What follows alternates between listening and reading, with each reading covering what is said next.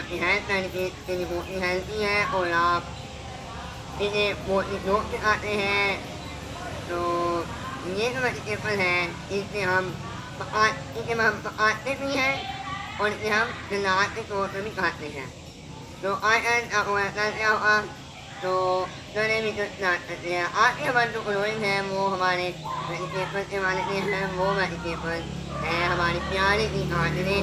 आप पहले एक मैंने आपको इनके बताए हुए हैं, ठीक है। तो मेरे पास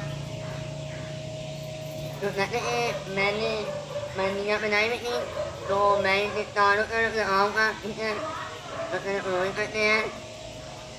कहते हैं आप देख सकते हैं ये मैंने पहले ये किया मैं, अब मैं इसे खींच लूँगा। जैसे मैंने खींच लेने आप इस तरह आ सकते हैं। ये आप देख सकते हैं। जैसे आपने खींच लेने हैं तो ऐसे ऐसे आपने आप इसे इसमें वक्त में भी डाल आए और इसमें करीब भी डाल आए। अगर आते हैं जैसे हम बनिया बनाते हैं अक्सर,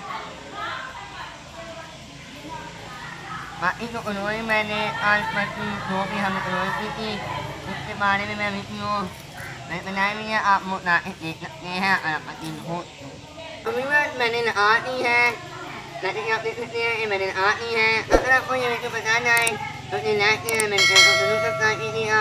मिलते हैं अपने नेक्स्ट वीडियो में। Thank you for watching.